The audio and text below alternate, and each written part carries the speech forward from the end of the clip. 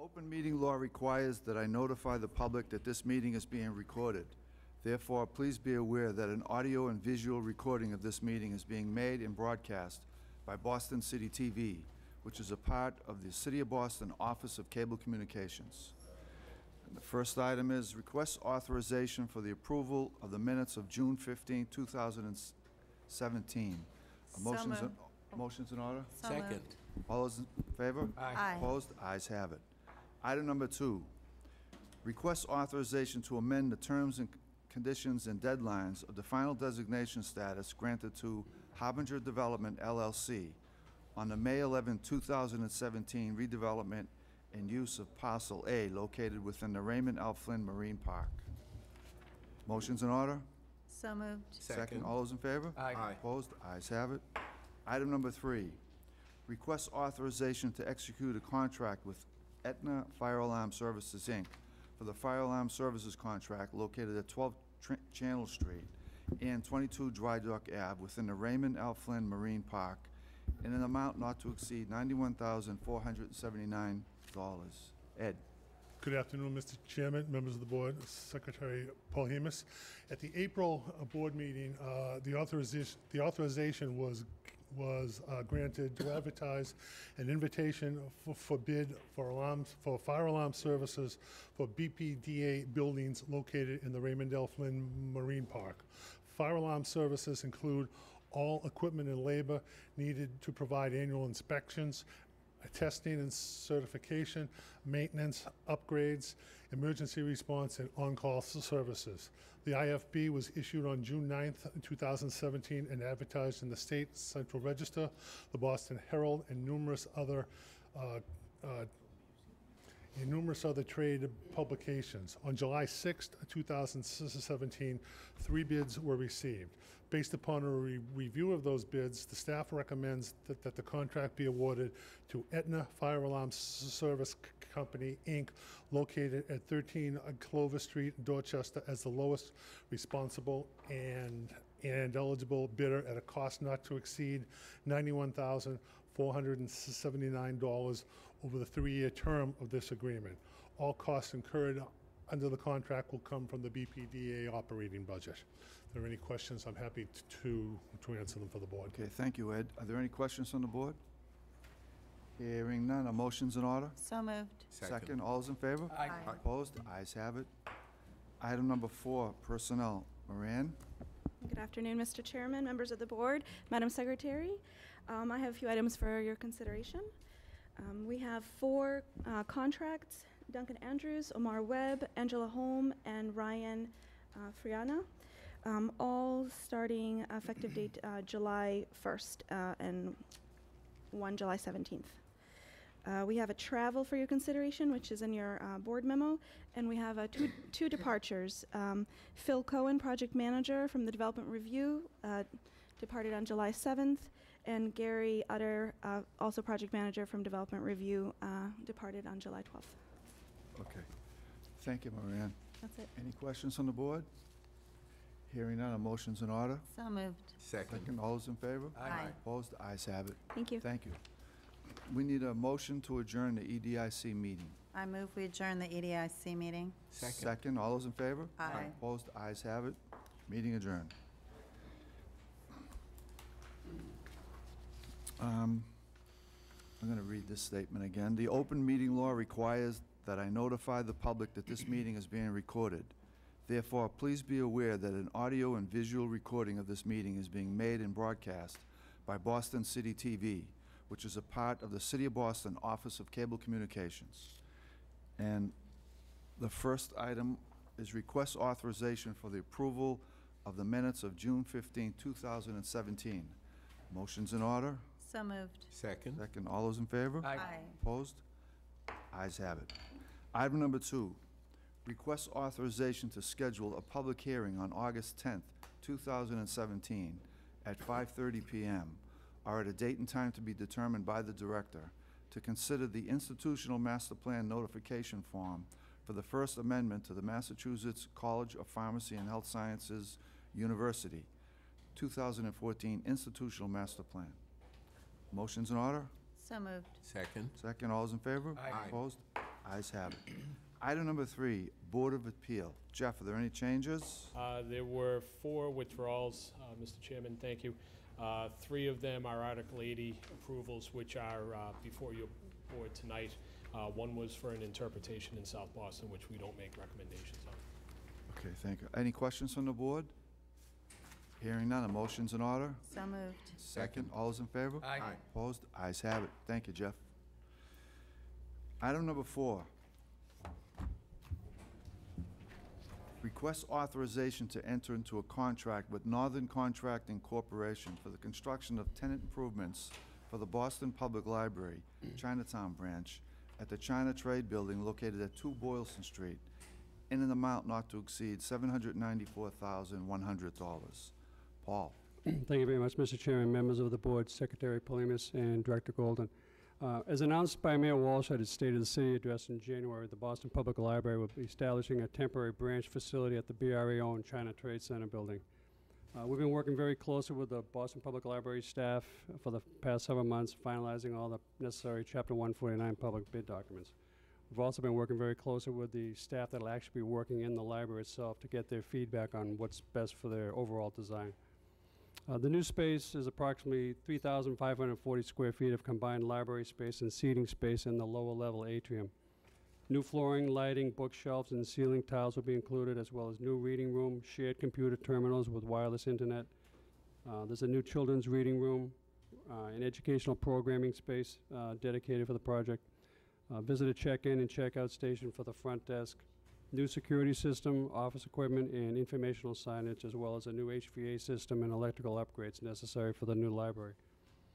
Authorization to advertise the construction project was approved by the board on May 11th, 2017.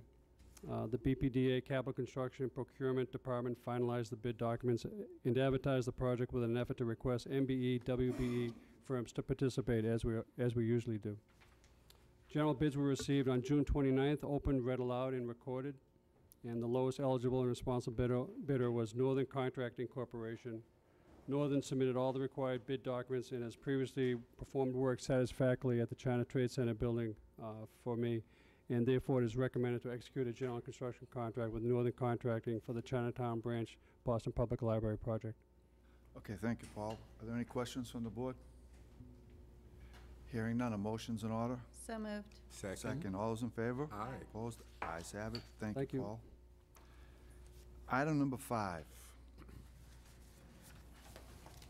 Request authorization to advertise and issue a request for proposal for the disposition of parcel 22A located at 151 Lennox Street in the South End Urban Renewal Area for a community center or a mixed-use development. Ray? Hello, good afternoon, Mr. Chairman, Director Goldman, Madam Secretary, and members of the board. Excuse me, I'm here to respectfully request that the board vote to authorize the advertising and issuance of a request for proposals for the disposition and development of parcel 22A located at 151 Lennox Street in the South End Urban Renewal Area in the Lower Roxbury section of Boston. The RFP will contain development guidelines seeking a community center or mixed-use development or any other related community development use. Here's a map showing its exact location. It's about 4,692 square feet of vacant land, and it abuts a recently redeveloped privately owned residential apartment building that's located at 888 to 892 Tremont Street. That building was the former location of Estelle's nightclub. It also is bordered by Lennox Street to the south and the Camden Public Housing Development to the rear. Douglas Plaza, a mixed-use income housing development, is located directly across the street on Tremont Street. The parcel is being currently licensed by the People's Baptist Church for parking. BPDA staff held a community meeting with the cooperation of the Mayor's Office of Neighborhood Services on May 25th, 2017 at the People's Baptist Church at 830 Tremont Street. We advertised this meeting in the Bay State Banner, El Planeta, and El Mundo newspapers, and email blasts were transmitted to the neighborhood mailing lists by the BPDA and by the Mayor's Office of Neighborhood Services Roxbury Liaison. The purpose of our meeting was to have a conversation with neighbors regarding their preferences for uses of the parcel. The meeting was well attended with approximately 45 people, and they all provided a lot of feedback to us. A 2-week comment period followed this meeting, during which we received several support letters for a community center use for this parcel. So that's the community center use seemed to be the most popular thing that the neighborhood was advocating for. It's therefore recommended that the secretary be authorized to advertise the RFP for the disposition and development of this parcel for a community center, mixed-use development, or other related community development use. So we're having sort of an open, as well as community center, we're calling for related community development uses in order to encourage other responses to our RFP as well. Here's a picture showing you the view from Lenox Street on the side, and that's a front view from Tremont Street. Thank you. Okay, thank you, Ray. Are there any questions from the board? So does that mean a proposal that had a community center in it would receive more weight, or it just depends what you receive?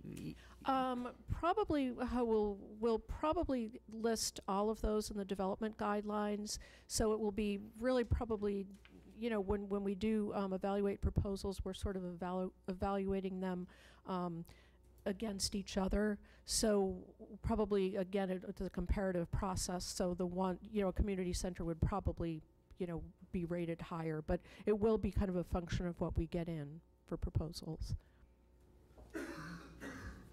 And how will information on the availability of this site for a community center be disseminated? It's not like there are a lot of community center developers. Well, there are a few various neighborhood groups that are sort of organizing together, and you know, there's a few potential, it appears to us that there's a few potential interested groups that could come forward.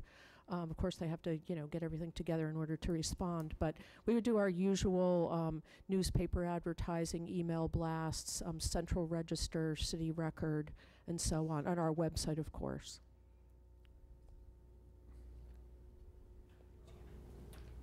Okay, if there's no further questions, then a motion is in order. So moved. Second? Second, all those in favor? Aye. Opposed? Ayes have it. Okay, Thank you, Ray. Thank you. Did you want to say something? Oh no, I was jumping ahead. 'Cause Oh. I have the next vote also. So. It's okay if you want to. Go ahead. Okay, item number 6. I'll read it. Request authorization to advertise and issue a request for proposal for long-term lease and development for the remaining portion of parcel P12 located at 290 Tremont Street in the South Cove Urban Renewal Area for a mixed-use development. Ray. Thank you. Thank you, Mr. Chairman. I'm here to request that the secretary be authorized to advertise and issue a request for proposals for the long-term lease and development of a portion of parcel P12, which is located at 290 Tremont Street in the South Cove Urban Renewal Area. It's in the Chinatown Midtown cultural section of the city. You can see here to the left of the site is a Tufts parking garage, and to the right of it is the Doubletree Hotel. That was the former site of Don Bosco High School. So the parcel is located at the convergence point of Chinatown, Bay Village, and the Theater District. Again, Tufts Medical Center, the Wang YMCA, and the Josiah Quincy Elementary School and Community Center are also close neighbors. The site has been operated as a, let me get to the slide here. The site has been operated as a parking lot by private parking operators on behalf of the BRA for a number of years. And here's a picture of the parking lot. This parking is utilized primarily by visitors to Tufts Medical Center and the theater and theater district patrons. In terms of zoning, the site is in the Midtown Cultural District general area and within a housing priority area overlay district, which limits building height to 250 feet by right. However, the Federal Aviation Administration permits a building height of 360 feet at this site, so with zoning relief and FAA Massport approval, additional height could be achieved here. In addition, because the South Cove Urban Renewal Plan does not presently permit housing on P12, it's anticipated that we would seek the adoption of a minor modification to the Urban Renewal Plan.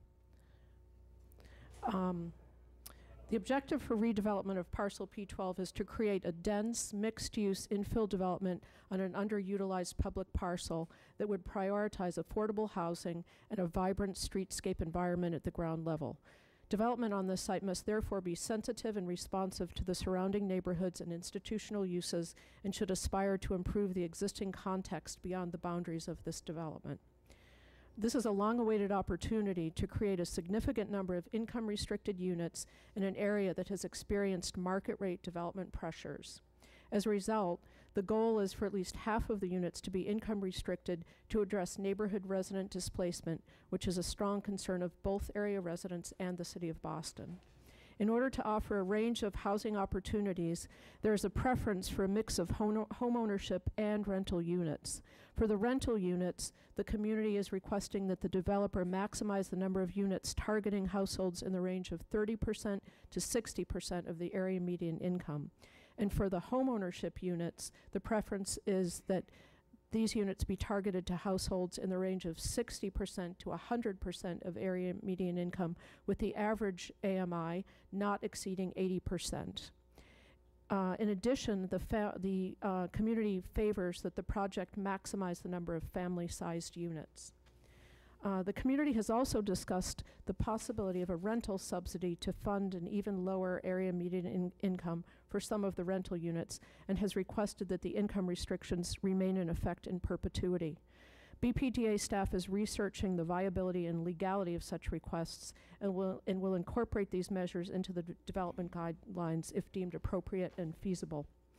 In terms of commercial uses in a new development, the community prefers tenants that would include area businesses, small businesses, and providers of community uses. And the ground floor spaces should seek to enliven the streetscape through local retail or commercial uses and or possibly civic programs. Most recently, in an effort to move towards issuing an RFP, the BPDA commenced a series of community conversations with cooperation from the Mayor's Office of Neighborhood Services. Our series echoed the Chinatown Master Plan of 2010 and was informed by a 2015 community visioning workshop in Charette that was sponsored by the Asian Community Development Corporation and co-sponsored by the Chinatown Neighborhood Center, Chinatown Main Streets, Chinese Consolidated Benevolent Association, the Chinatown Community Land Trust, the Chinese Progressive Association, and the Chinatown Residents Association. The ultimate objective of this community process is the release of an RFP with development guidelines that we're crafting in conjunction with the community in order to deliver this long-awaited development to the neighborhood. Our series of bilingual community conversations all took place at the Josiah Quincy School. This was the series of meetings we've held. On January 19th, 2017, we held a community workshop with bilingual translation and facilitation at breakout tables. On April 27th of 2017, we facilitated a community dialogue that summarized the January workshop and presented an outline for draft development guidelines. On June 27th, 2017, we facilitated a discussion of public comments received on the draft development guidelines. All of these meetings featured robust discussions with individual residents from both Chinatown and Bay Village, as well as institutional stakeholders in the neighborhood. These well-attended meetings were advertised in the Sampan and World Journal newspapers in both English and Chinese. In addition, notices were posted on the BPDA website and calendar, and email transmissions were sent to Chinatown and Bay Village neighborhood lists, as well as those who had signed up for updates on the BPDA website and those attending previous meetings. As a key part of these conversations with the community, we posted the draft development guidelines on the BPDA website for a 3-week comment period. As a result, we received detailed comment letters from the Chinese Progressive Association, the Bay Village Neighborhood Association, the Asian Community Development Corporation, the Chinatown Community Land Trust, the Wang YMCA of Chinatown, and Tufts Medical Center. This work has allowed us to craft and draft a thoughtful and comprehensive RFP. So pending receipt of an appraisal on the site and pending the process to seek a minor modification to the urban renewal plan, we are very pleased to be poised to deliver an RFP that will hopefully yield a development that will meet the needs of both the community and the city. It's therefore recommended that the board vote to authorize the issuance and advertisement of this RFP. Okay, thank you, Ray. Are there any questions from the board at this time? No. Okay. That was a very thorough presentation. Oh. You answered all our questions. Hopefully not too thorough. There was no room for questions. A motion is in order. So moved. Second. Second, all those in favor? Aye. Opposed? Okay, thank you. Ayes have it. Thank you. Item number 7. Request authorization to advertise and issue a request for proposals for the Thompson Place Network Analysis and Design to prepare a transportation network analysis and design modifications to Thompson Place between Congress Street and Seaport Boulevard in the Fort Point Seaport neighborhood. Matthew. Great. Thank you, Mr. Chairman, members of this board, Director Golden, Secretary Paulamus. My name is Matt Moran. I'm a senior transportation planner here with the BPDA, and I'm here to ask for permission to advertise the Thompson Place Network Analysis and Design RFP. So if you are not familiar with Thompson Place, it is approximately 2 blocks long in the Seaport District between Seaport Boulevard and Congress Streets. It's a private way open to public travel. As you might know, there's a Jersey barrier disconnecting it from Seaport Boulevard at the end, effectively making it a dead end.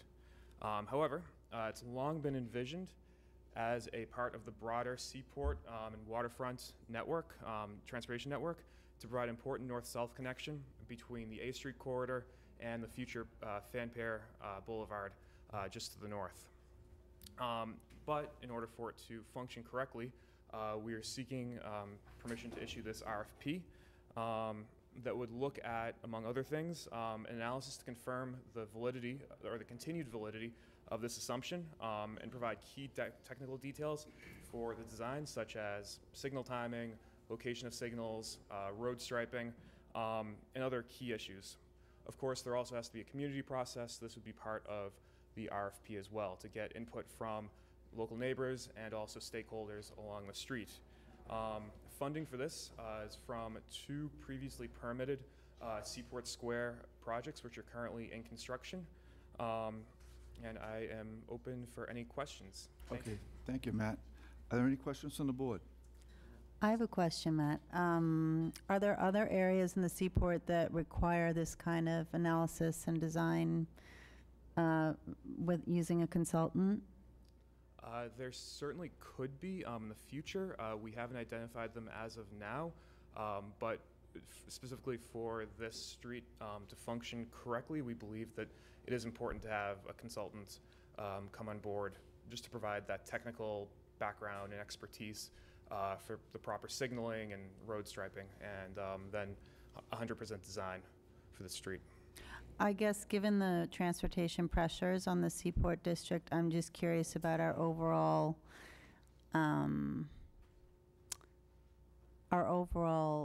thinking in terms of where and when we need this type of analysis. And do we have an overall plan Sure. for when and where to implement this type of analysis?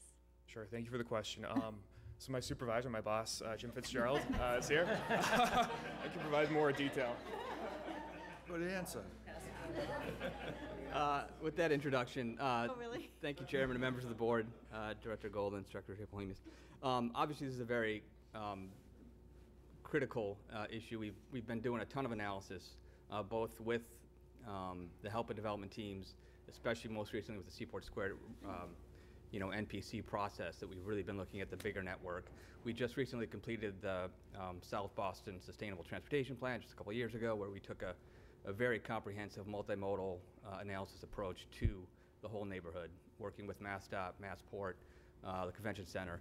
So we have a series of improvements that I think we're working through and we're continuing to implement, but there's been extensive analysis in the big picture that we're continuing to try to implement some of these recommendations from the plan. And this is kind of a connection that was always envisioned, always planned for, always relied upon with all of our future analysis.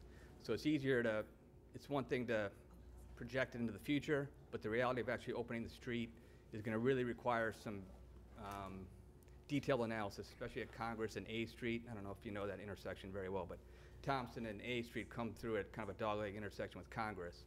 And we really need this deep analysis of how that signal can be upgraded and function so that we're not croaking Congress and A Street. So it's really going to be fine-tuned analysis that we're looking at here, not bigger picture stuff. And I think for the bigger picture stuff, we've been doing a lot of that through the permitting processes of Seaport Square and then the previously just completed master plan. So. Now that you're at the podium, I have another question. Where do you think we are in terms of transportation planning for the Seaport District? Are we behind the curve? Are we ahead of the curve? Like, how are we keeping up with the pace of development in terms of the transportation planning? Again, another big I picture. think, you're seeing some growing pains out there. I think our longer-term projections from the master planning work, or the transportation master planning work, I'll call it, really saw, I think there's residential that's catching up to kind of the office and commercial uses that have come online. And I think that once the land uses start to balance out better, you'll see hopefully less of a congestion problem. I think we're continuing to focus on transit improvements, looking at every way possible to improve the Silver Line, which we know is at capacity. We're starting to look at what's the next generation of transit improvements in the Seaport. We're looking at Congress Street BRT, which is a recommendation in Go Boston, for example. The Lovejoy Wharf, North Station to Fan Pier water shuttle service is going to come online hopefully in the fall. So there's these other elements that are starting to come online, these other multimodal elements. We're looking at adaptive signal technology for the whole Seaport, which will allow the signals to operate and communicate much better. It's kind of the latest technology. So I think we're constantly working on. We have an implementation group that came out of the plan where we're working with MassDOT on a regular basis to try to implement all these recommendations. So I think, yeah, there's some growing pains. We're still catching up. I think the addition of residential is really going to help balance out the demands on the network. So I'm confident that, a lot of these ideas, as we implement them and the mix in uses, and as we continue to grow and fix these issues as they come up, I think things will settle down, is the hope. What do you mean when you say the residential use will balance out? What do you mean when you say that? So, most of the development that's come online in the Seaport has been office, and that has a very specific, AM in the morning, coming in, PM exiting. But with more residential, with like Seaport Square blocks B and C coming online, which is a huge residential project, it's kind of the inverse demand on the network, where hopefully a lot of those people are walking to downtown, for example, or taking transit in the peak periods, but it tends to be kind of a more dispersed impact on the transportation network, a different impact, whereas, there are a lot of times going out and all the office workers are coming in, for example, is what I mean by that. That balance really helps. And hopefully you have residents that are also maybe working in the area that don't even get in their car. So those sorts of issues really help. Great, thank you very much. In reference to the previous question, how are you factoring autonomous vehicle use into this planning process, particularly given that in the adjacent Flynn Industrial Park, we have enabled a number of innovative transportation processes involving autonomous vehicles to be tested? I'm sure that will help. Obviously, yeah, we're testing them. I think we're hoping that is the way of the future. But we haven't necessarily, it's hard to account for it. I think it's hard to know the impacts on volumes too. Will it actually induce more driving because it's this great network? But I think it will help with vehicular behavior when it's autonomous. So to answer your question, it's hard. I don't know of anyone that's actually figured out a way to factor it into the future as far as how it impacts congestion. We haven't taken that look yet or that layer yet, but I think as that technology evolves, I think we're all excited about the possibilities of helping to regulate congestion. I would just add that, so while there are challenges right now in knowing what the exact impacts of autonomous vehicles will be on congestion and traffic patterns, we certainly do think that there will be a sizable impact on parking needs in the future. That is some place where we can get ahead of it and start to plan in our buildings and thinking about where we can be more adaptable in our parking. So if you're building to a certain parking ratio now, making sure that parking is then adaptable for other uses in the future as the needs for that parking become more obsolete. So we certainly are taking account for it there as it relates to congestion. I think it's yet to be seen exactly what the impacts will be on traffic patterns, but it will be, that's an emerging, I think, area of research, and we would want to be incorporating it as soon as there's kind of a sense of best practices or ways to start to incorporate that.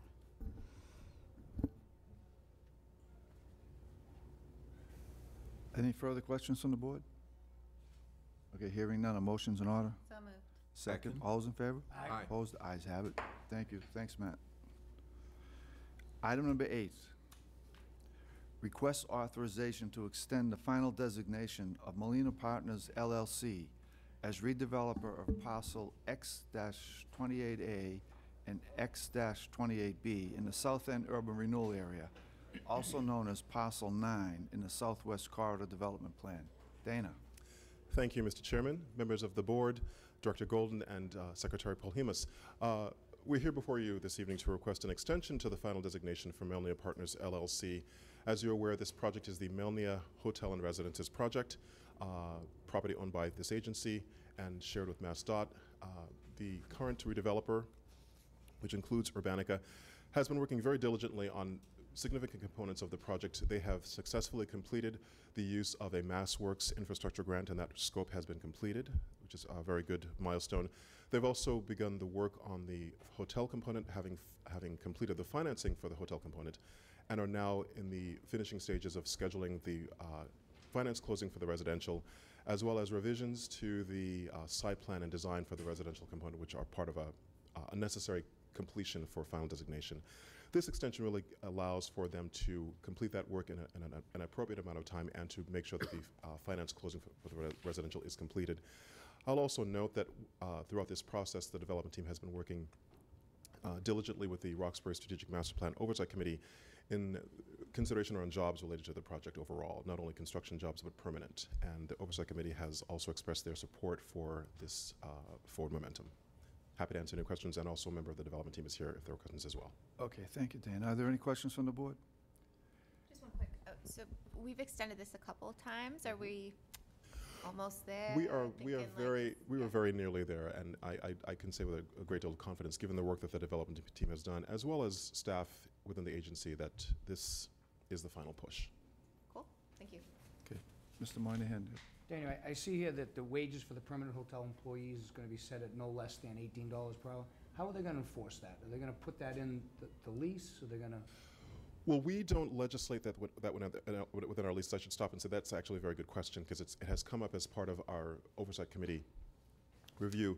The recommendation has been that there be a, for lack of a better way of saying this, a third-party agreement that the groups like the Boston Jobs Coalition, as well as the Oversight Committee, want to be able to review and have access to. Given the fact that the hotel, for example, is being financed through New Market tax credits through Mass Housing Investment Corporation, MHIC, Mass Housing Investment Corporation, has also expressed an interest in enforcing that wage. So there are levers. While we can't legislate it as an agency, other agencies that have an interest in the financing of the project have expressed an interest in enforcing that. So the financiers will make it a condition.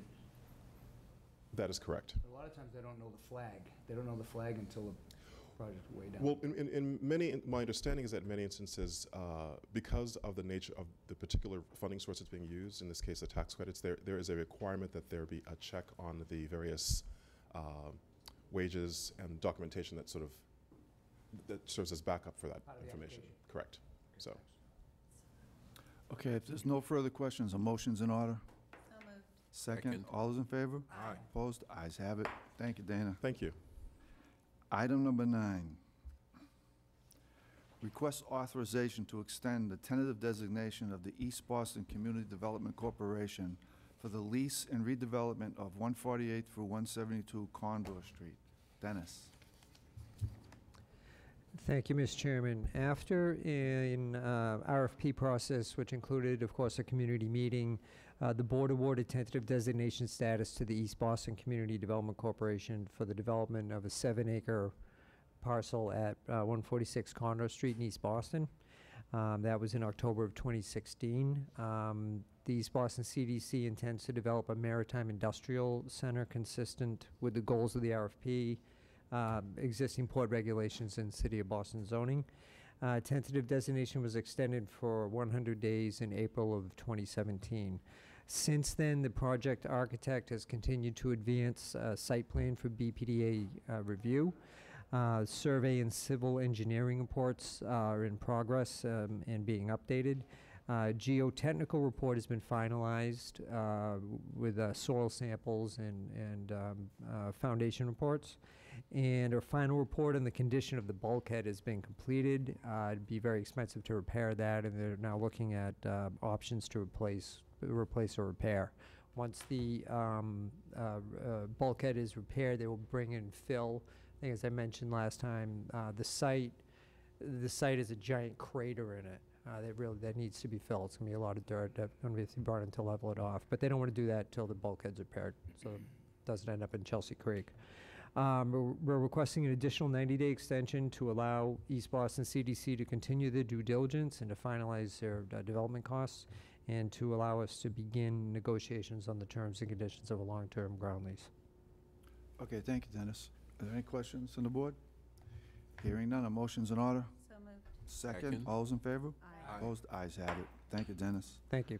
Item number 10, request authorization to enter into a license agreement with the John F. Kennedy Family Service Center, Inc. for use of a portion of the John O'Reilly Park in Charlestown for a seasonal farmers market. Richard.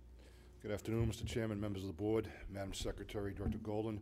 We were approached through the Mayor's Office of Neighborhood Services by the John F. Kennedy Family Service Center, which operates the seasonal farmers market over at the Bunker Hill Mall. They currently operate it along Main Street on the sidewalk. You can see where the red block is. That's John Boyle O'Reilly Park. So along Main Street, they have a very wide sidewalk there. They've been running the farmers market there for the past several years, and like farmers markets around the city, it's become very successful. And they've outgrown their space, and they want to expand a little bit into John Boyle O'Reilly Park. It's a sunken park right there at the corner of Austin and Main Street at the Bunker Hill Mall. It's a nice little pocket park. It'll be a great feature for them. It's weekly on Wednesdays, runs through the spring, through the fall. So it's something that we're happy to do. We're going to charge $1 a year. They've already given us the liability insurance, so we're set to go with this. Okay. Are there any questions on the board? Hearing none, a motion's in order. So moved. Second, all those in favor? Aye. Opposed? Ayes have it. Thank you, Richard. Item number 11, request authorization to enter into a license agreement with the Cap Long Wharf LLC for the use of a portion of Long Wharf in the downtown waterfront urban renewal area for demolition laydown space. Richard. Mr. Chairman, we were approached by Cap Long Wharf LLC, which are the new owners of the Custom House block, which is the building that's adjacent to the Chart House restaurant there. So they came in, they're in the process of doing a full renovation of the building. They're trying to they're trying to get rid of the water flow in the basement. And one of the things that they have to do is bring in construction equipment and the construction dumps. Because of the fire lanes at that location and because of the closeness of the water on their side, this is really the only location that they can put those dumpsters. They were hoping to get there right after Sail Boston on June 23rd, so I'm probably going to have to change some of the dates. They still haven't mobilized that location, but one of the things they have to do is they have to put down a sufficient amount of surface prep, because we have all granite out there, and in order not to impact any of the granite, they're going to be putting down wood and a very dense fiber fabric that will go underneath the dumpsters so that there's no damage, or certainly minimize damage at that location. So we're basically helping them out in their attempts to get this building renovated and up and going again. Okay, thank you. Any questions on the board? Hearing none, a motion's in order. So moved. Second, Second. all those in favor? Aye. Opposed? Ayes have it. Thank you, sir. Thank you, Richard. Item number 12, request authorization to issue a certificate of completion for the 600 Ave project in the south end. Motion's in order. So moved. Second, all those in favor? Aye. Opposed? Ayes have it. Item number 13, request authorization to issue a certificate of approval in accordance with Article 80E, small project review of the zoning code for the construction of 23 condominium units, including 3 IDP units and 25 parking spaces and bicycle storage located at 114 Orleans Street, and to recommend approval to the Board of Appeal for the necessary zoning relief and to take all related actions. John? Good afternoon, Chairman Burke, members of the board, Director Golden, Secretary Polhemus. The proponent of 114 Orleans Street, City Realty LLC, filed their Article 80 application on May the 15th, proposing a 5-story residential development in East Boston. The public meeting was held on June the 5th at the East Boston Neighborhood Health Center in Merrick Square. The comment period concluded on June the 16th. The public meeting had a great turnout. The proposal was exceptionally well received. The proposed project has overwhelming support from the community. It also has the support of the Mayor's Office and City Councilor Sal Lamartina. The proposed project is seeking zoning relief for several variances. The BPDA staff believe that the proposed project is consistent within the existing context and ongoing development in East Boston, and after considerable review of the design, the requested variances are appropriate for the proposal. The proposed project is subject to the inclusionary development policy and provides 3 IDP units. And at this time, I would like to introduce Attorney Jeff Drago from the development team to further the presentation. Jeff? Thanks, John. Thanks, John. Thank you, Mr. Chairman, members of the board, Director Golden, Secretary Polhemus. Jeff Drago from the Law Office of Drago and Toscano, representing City Realty on the project of the owners of 114 Orleans Street. And I also have with me from Embark, D'Artagnan Brown as well to answer any design questions. Just to give you an idea of the proposal, currently at the site, it's an underutilized parcel, 7,500 square feet. It's a garage space. I'm just going to pop up right there. As you can see, is the existing structure, a 1-story automotive use that was in there for a number of years.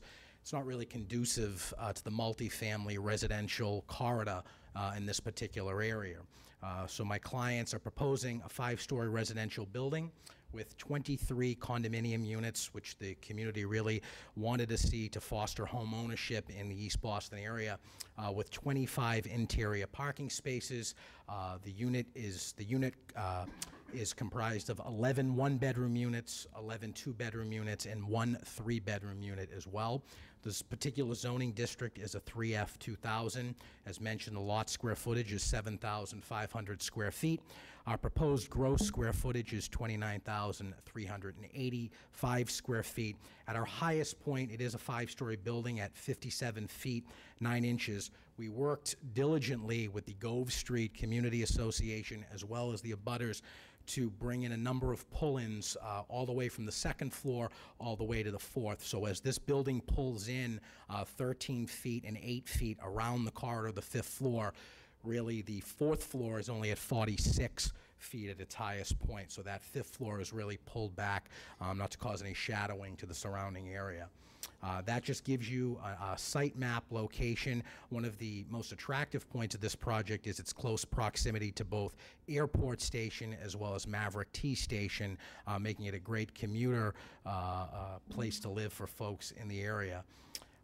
Those are just the site pictures. All of our parking is going to be interior parking, and one thing we heard from the community, although it is close to the T, is they wanted to have a high parking count, so we are over a 1-for-1 in this particular area. We also really concentrated on the design in working with the community to have a more traditional design with brick on the exterior. We do have some exclusive roof decks on the top floor in that particular section, and we have a complete glass foyer for our lobby, which folks also wanted to see. As you can see, the proposed construction is at $5.5 million to $6 million, creating 50 construction jobs. The developers worked with the Gove Street Association, come up with a community benefits package right around $47,000. They made a significant amount of upgrades to the Champa Public Park for a lot of the seniors to have raised bed gardens for them to use. They also donated a computer room that right now is under construction at the Salesian Boys and Girls Club, as well as providing a number of tablets to one of the local schools and the community as well. At this time, I'd like to pause, and myself or D'Artagnan can answer any questions that the board may have. Okay, thank you. Are there any questions on the board? I have one question. Sure. We did get a lot of great support letters for this project, and I can see why. With regard, we did get a few comments on concerns about the height. Can you give just some context on, how you address those concerns with the community and why we Sure. think this is a good, height for what this Yeah. is now and what it's going to be? Sure. So the area is comprised of a bunch of different buildings at a bunch of different heights. So the building that's about our nearest abutter to the right-hand side is the Gumball Building, which is about 7.5 stories. Across the street from us varies from 4.5, some 5-story buildings with also commercial structures. There's a 4 behind us. In working, we were originally at a 6-story building. We brought that down to 5 stories. And then as we go up from floors 2 through 4, we've pulled that in varies from 8 feet to 5 feet all the way to 13 as you get to the top floor. So I think those pull-ins on the building, as well as taking off that 6th floor, really addressed a number of the concerns, but still allowed the developer to come up with a really good product in a condominium building itself. No further questions, a motion is in order. So moved. Second. Second, all those in favor? Aye. Opposed? Ayes have it. Thank you. Item number 14, request authorization to issue a certification of approval in accordance with Article 80E, Small Project Review of the Zoning Code, for the construction of 19 condominium units, including 2 IDP units and 21 parking spaces and bicycle storage located at 10 through 16 Everett Street, and to recommend approval to the Board of Appeal for the necessary zoning relief and to take all related actions. John. Thank you, Mr. Chairman. This sounds like a carbon copy of the previous one, but it is a different proponent. 10-16 Everett Street is proposed by K&K Development Incorporated. They filed their Article 80 application on May the 16th. It's a 4-story residential building. A public meeting was held on June the 8th, also at the East Boston Neighborhood Health Center in Maverick Square. The comment period concluded on June the 16th. The public meeting, we had a very good turnout for that. The proposal was well received. The proposed project has significant support from the community, and it also has the support of the mayor's office and City Councilor Sal Amatina. This project is also seeking zoning relief, pretty much the same variances. Staff believe that the project is consistent within the existing context of ongoing development in the East Boston neighborhood. And after review of the design, the requested variances are appropriate for the proposal. The proposed project is subject to IDP. It provides 2 IDP units, as well as a contribution of $94,000 to the Special Revenue Fund. At this time, I'd like to introduce Jeff Drago again from the development team. Okay. Jeff? Thank you. Thank you, Mr. Chairman, members of the board, Director Golden, Secretary Polimis, Jeff Drago again with Drago and Toscano. I am the attorney for the applicant, K&K Development, Boris Kurtnick, who is here behind me, and also Jai from Culsa, who's the architect on the project.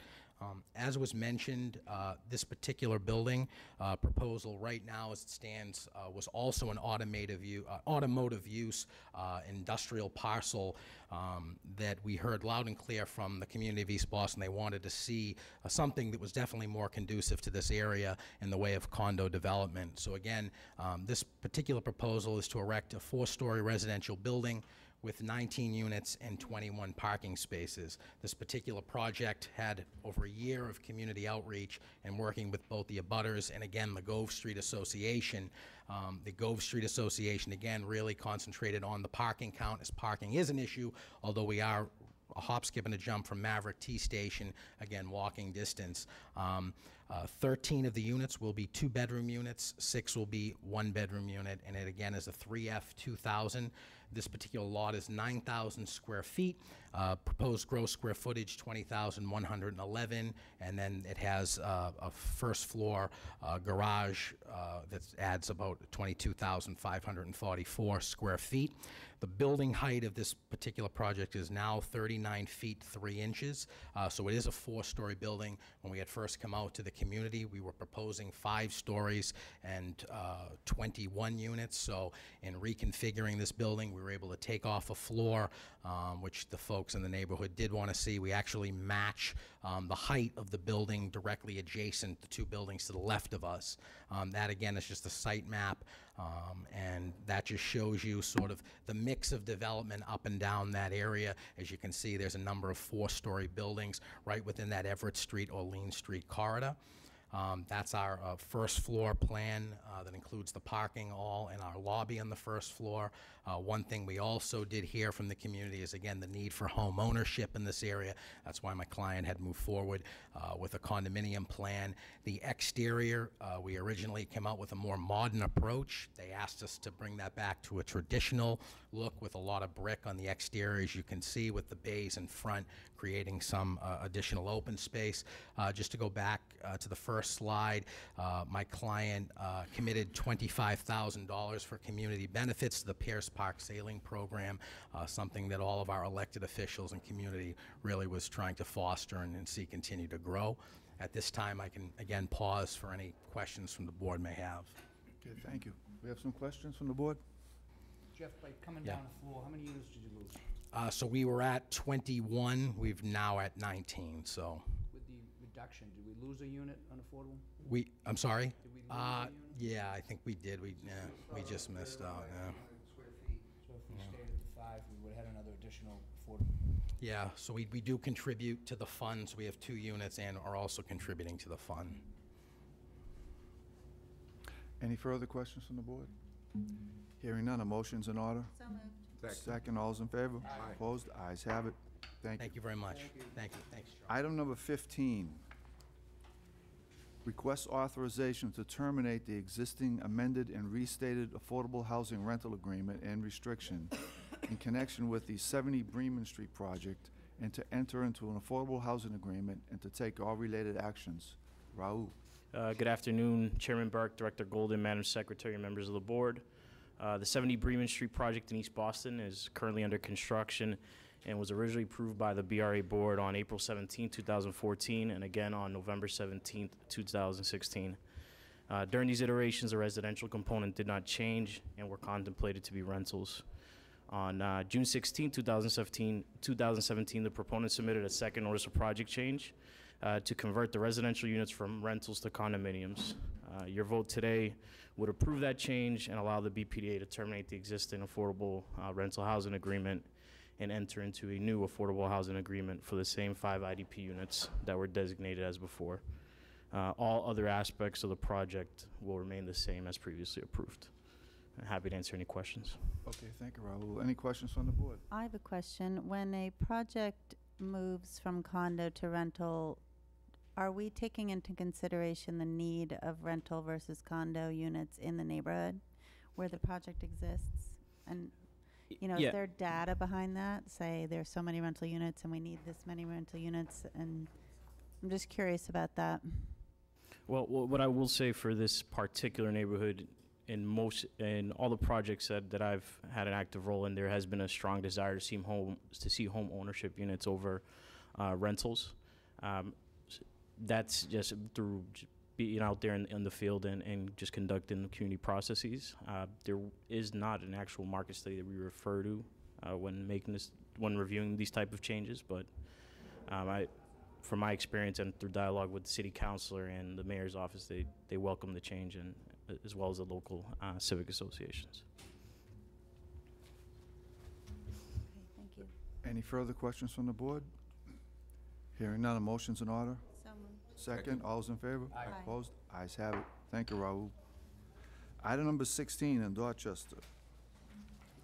Request authorization to issue a scoping determination waiving further review pursuant to Article 80, Section 80B-5.3D of the zoning code for the construction of the Pipe Fitters Association Local 537 Training and Office Facility located at 40 Enterprise Street, and to recommend approval to the Board of Appeal for the necessary zoning relief and to take all related actions. Raul.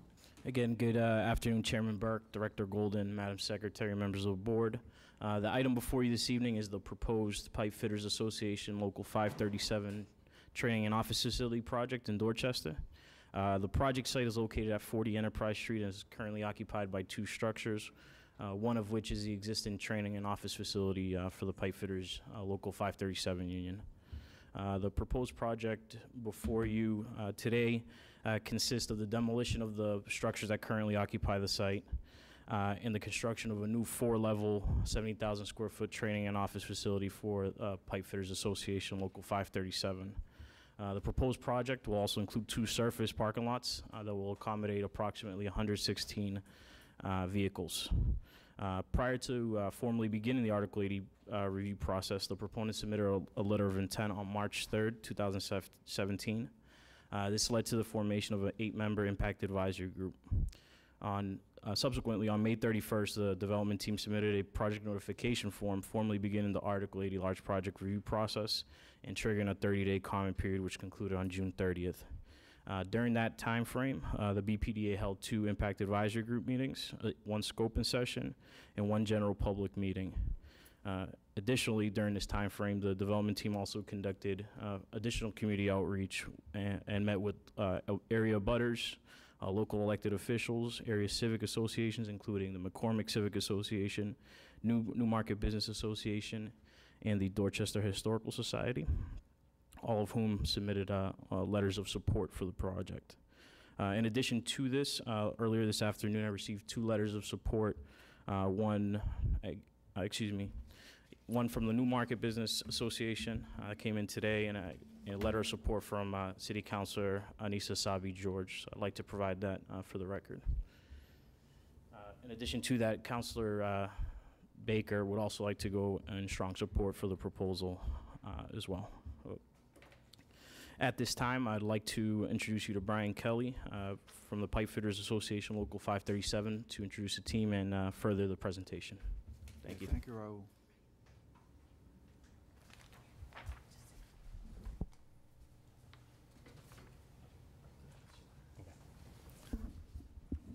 Thank you, Director Golden, Chairman Burke, Secretary Polimis.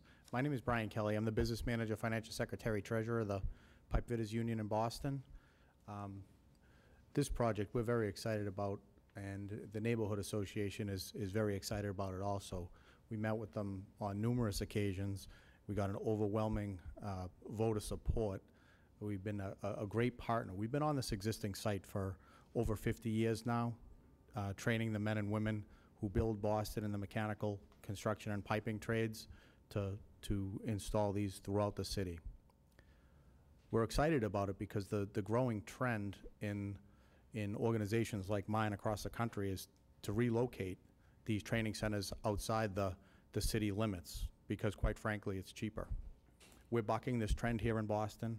This is where our roots are, and it's very, very important to our organization, my membership, to stay right here on our current location in the city of Boston.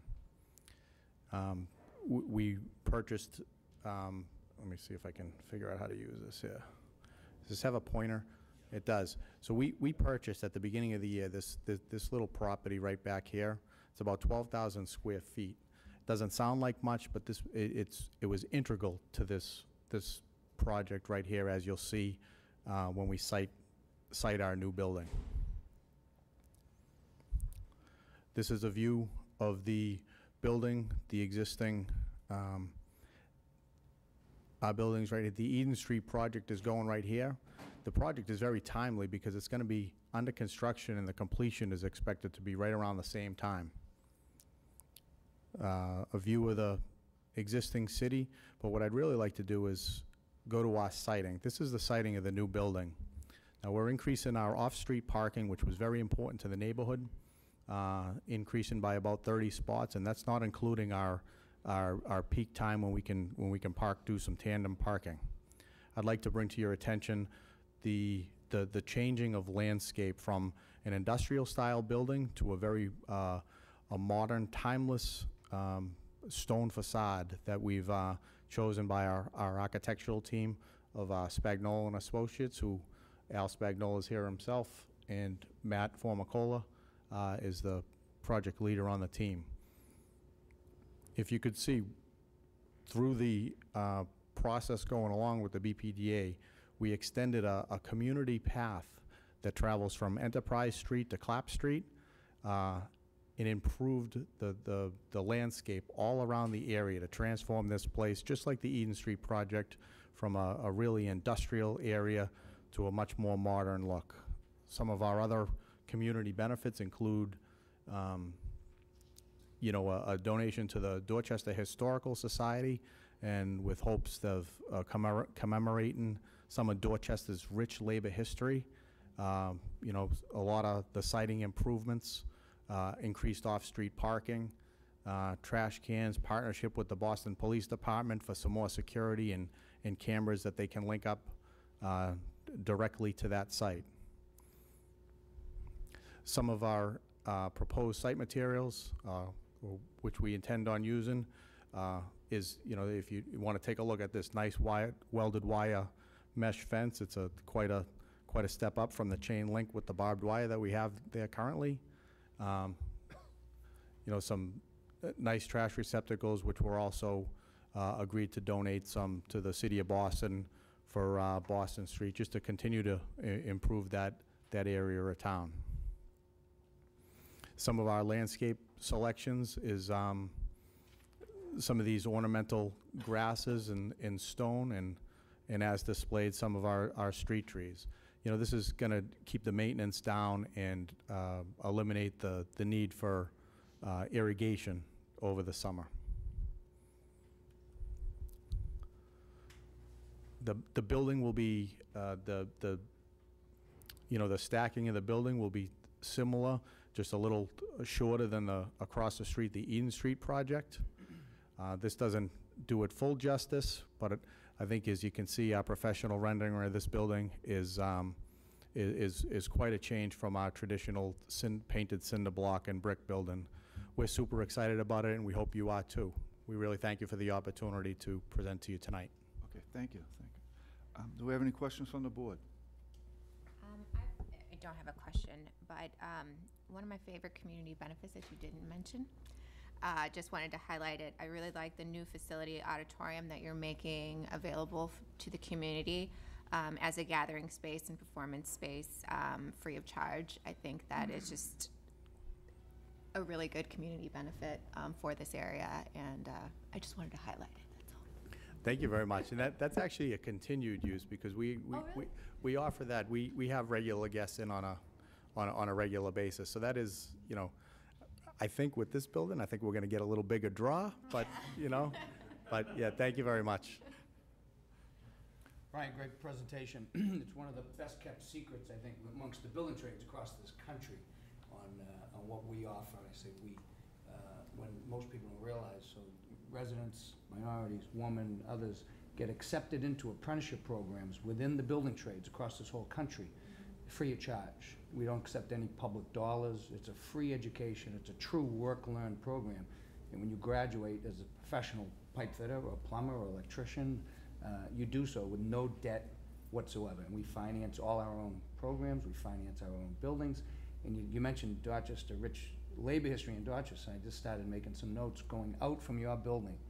Pipe fitters, plumbers, Mass Ave, carpenters on Dot Ave, ironworkers on Old Colony Ave, electricians on Freeport Street, the painters in Rosendale, sheet metal workers on Adams Street, the plasterers on that side street off of Galvin Boulevard, and I'm sure there's a few more within the city of Boston, all paying rent, all training people, and graduating residents of this city with no debt, with a true education to raise them, help themselves and their families, with health care, with pensions, and a decent wage. And it's the best kept secret, I've been saying for years, across this country. Most people don't understand our programs because we don't do a great job of telling our story. Excuse me.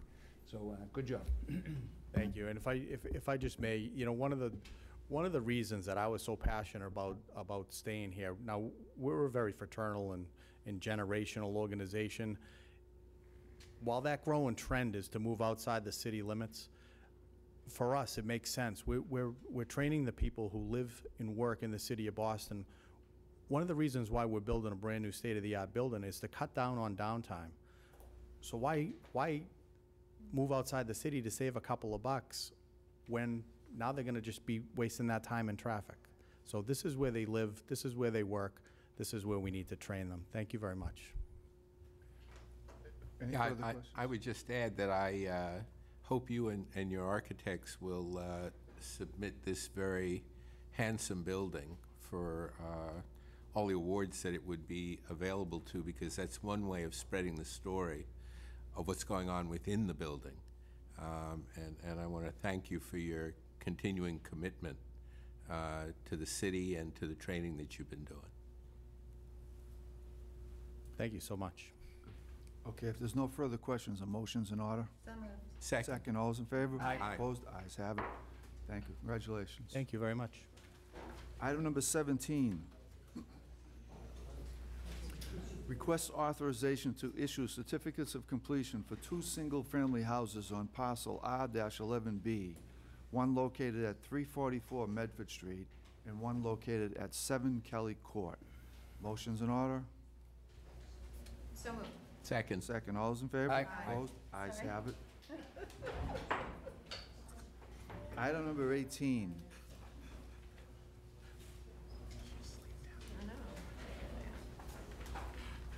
Request authorization to issue a certificate of completion for the residential rehabilitation on parcel RR 89 located at 213 West Springfield Street. Motion's in order. So moved. Second. All those in favor? Aye. Opposed? Ayes have it. We're going to skip number 19 until 5:40 PM, and we're going to move right to item number 20. Item 20, request authorization to expend the Harvard Alston Public Realm Flexible Fund to 7 nonprofits and to enter into grant agreements with said nonprofits and to take all related actions. Gerald. Good afternoon, Mr. Chairman, members of the board, Director Golden, Secretary Polimas. This is the 3rd time I come before you to request authorization of disbursement of funds from this $5.3 million community benefit from Harvard, which I think today has proven to be very popular and successful. We have expended or will expend, after disbursement of the grants to these 7 organizations, which was unanimously recommended by the Executive Committee, roughly half the fund, about $700,000 through the competitive application process, and $1.9 million to Smithfield. And as you can see from the memo, the grants range widely in size, from $3,000 up to the $1 million that I mentioned, and we're supporting a variety of different public realm improvements. So it's exciting. These are going to be great positive changes to the neighborhood, and we look forward to continuing to work with new applicants as they come forward in future rounds to do more good work. Good. Thank you, Gerald. Any questions from the board? Hearing none, a motion's in order. So moved. Second. All those in favor? Aye. Opposed? Ayes have it. Thank you. Gerald. Item number 21, request authorization to submit applications to the Commonwealth of Massachusetts Executive Office of Housing and Economic Development, MassWorks Infrastructure Program, in support of various projects, and to enter into grant agreements with respective entities for the use of the MassWorks Infrastructure Program grant and to take all related actions. Dana. Thank you, Mr. Chairman, members of the board, Secretary Polhimus, and Director Golden.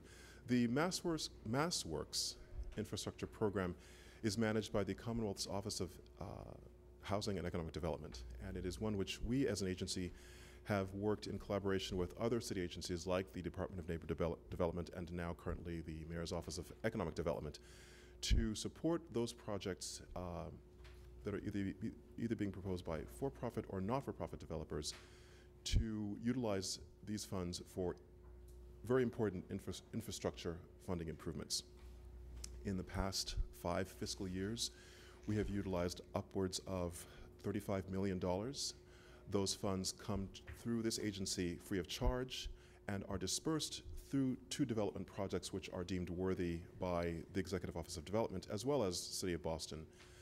An example of the kind of project which we have successfully utilized these funds for would be the Jackson Square project, which has over multiple years utilized these funds really to not only unlock the infrastructure and foundational improvements, but also to leverage private dollars and other public dollars to create new housing and job opportunities.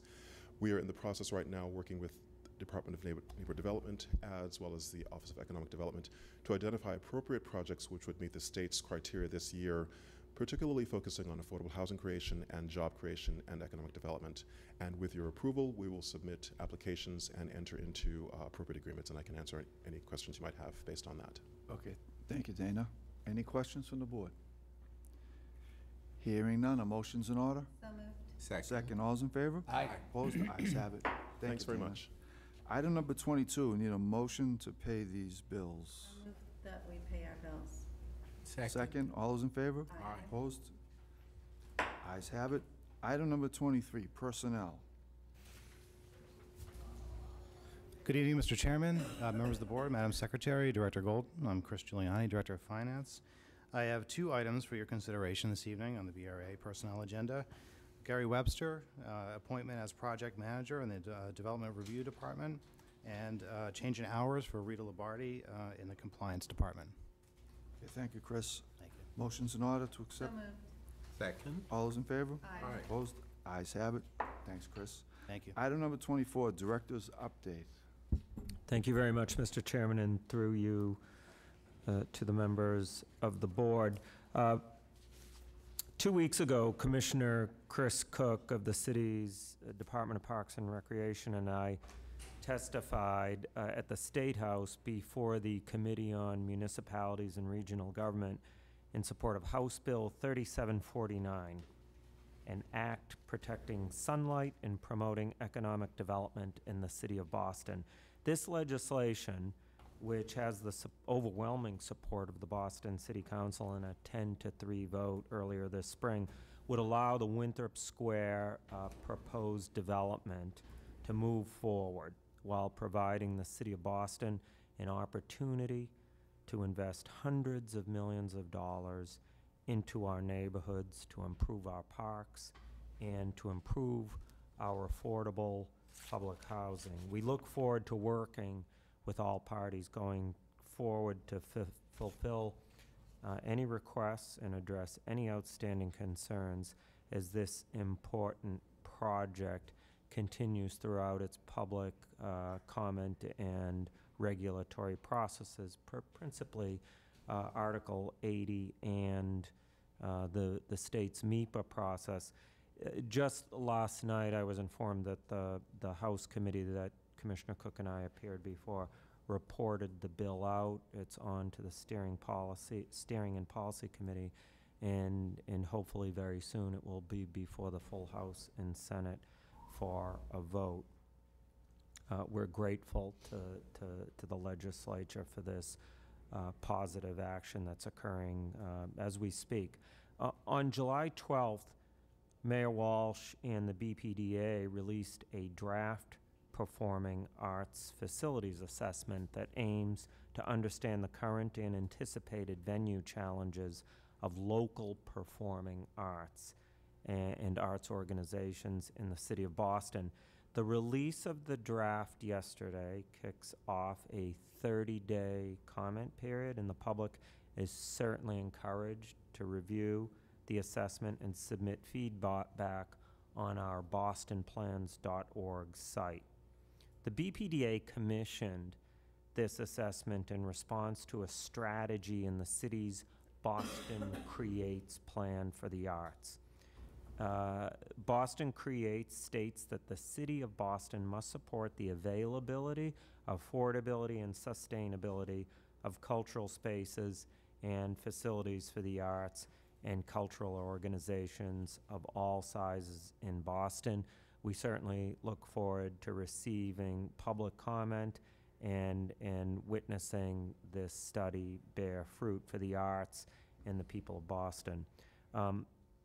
As you may recall, BPDA staff created 8 working groups not long ago to focus on creating solutions and implementing the recommendations that resulted from our work with the consultants at Continuum.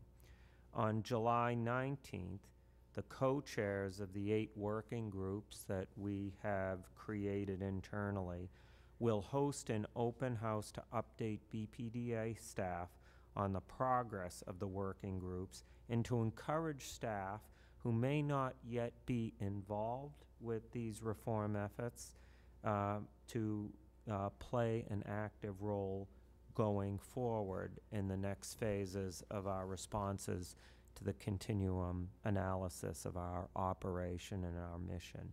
We'll provide the board with an update on this work at a future board meeting, but I'd like to invite you all to take a look at our progress to date next week on the 19th. In almost every board meeting, we have a significant conversation about affordable housing, and principally as it relates to the BPDA's inclusionary development policy, the so-called IDP program. Over the next month, we will be completing our first report on the inclusionary development policy, highlighting successes of the program through 2016.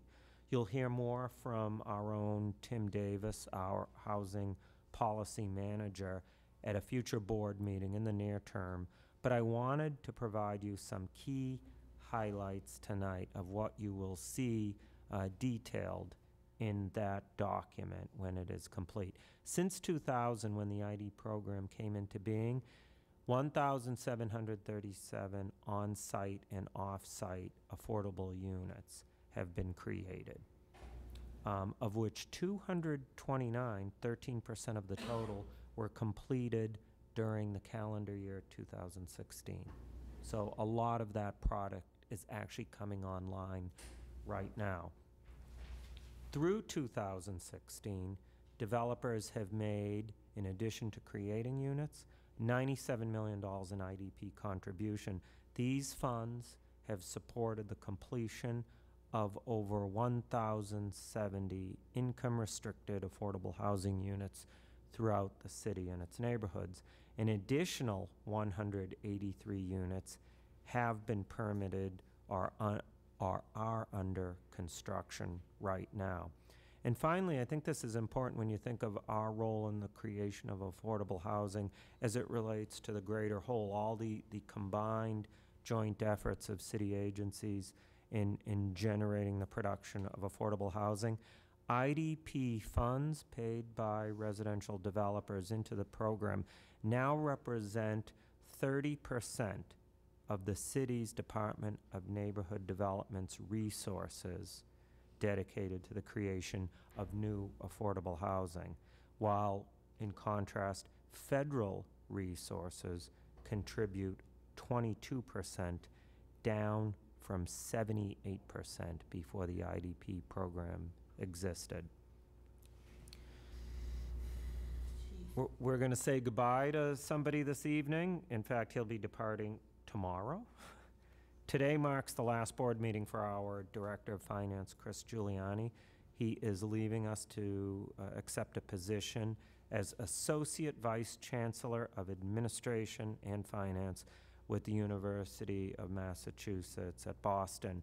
Chris joined us in November 2015, a few months after we completed our operational review with McKinsey & Company. Chris has been an integral part of implementing the reforms that were identified during the review, and I'd like to highlight just a few of them that have occurred during his short time with us. Chris's efforts today, to date, have included a strategic budget plan, departmental operating budgets, and a capital plan for our assets, a longer-term forecasting to validate the soundness of our major expenditures. These include capital expenses and new hires, and a full-time budget and procurement manager. These reforms have addressed past deficiencies and have positioned us for future success in our reform efforts and the performance of our mission in the years to come. Chris and his staff have also provided you, on this board with regular detailed updates on our financial context and the budget, which, in our continuing efforts toward transparency, will be posted on our website. We fulfilled our promise to update the Boston City Council on our budget earlier this year in May. And one of the key recommendations from McKinsey was to direct our focus on core functions of planning and development. And as of fiscal year 18, Right Boston, an associated nonprofit that has done excellent work, is now transitioned to full independence.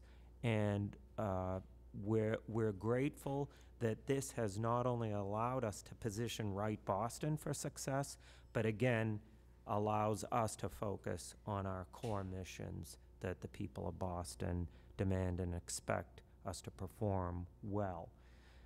Most importantly, our agency has greatly benefited from the improved interdepartmental collaboration and coordination between our finance division, our real estate division, and our legal departments as we continue to manage our major financial assets and make major financial decisions. So again, thanks to Chris Giuliani for his hard and effective work here at the BPDA on behalf of the people of Boston. We certainly wish him well in the journey ahead. Finally, this is a really happy bit of news. A couple days ago, I received a message from Sam Tyler, who is Executive Director of the Boston Municipal Research Bureau. He informed me formally and officially that our Chief of Staff, Heather Campesano, has been selected to receive the Shattuck Award. And again, as a reminder to those here, as well as those viewing at home, the Shattuck is the Academy Award of Public Service in the city of Boston, so we won't be heading down the red carpet at the Dorothy Chandler Pavilion in Los Angeles, but we will be heading over to a hotel nearby on September 19th.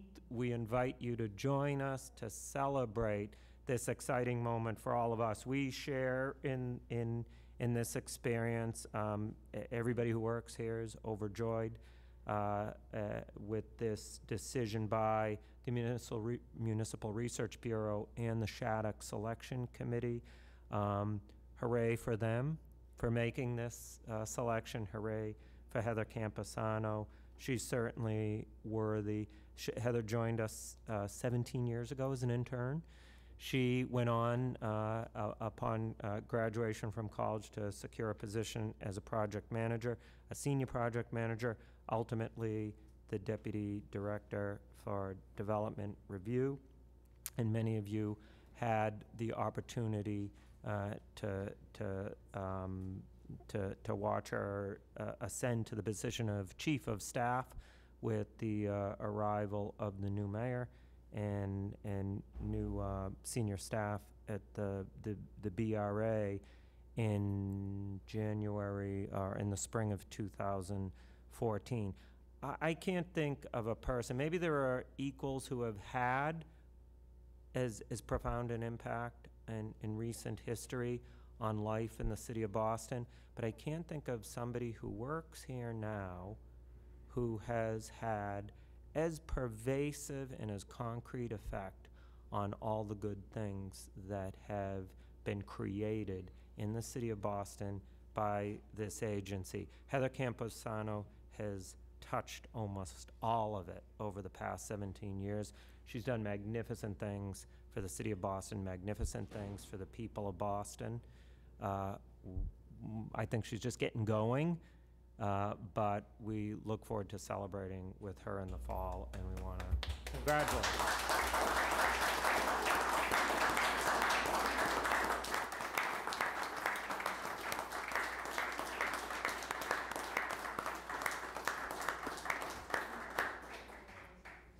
Okay, thank you. Thank you, Director Golden. Just on behalf of the board, I want to congratulate Chris on your moving on to your new job, and You know, the work that you've done here in a short time that you've been here, it's noticeable, the improvements that you've made, and the contributions that you made. It really has made a difference to our agency, and on behalf of the board, I want to thank you and congratulate you as you make your next move.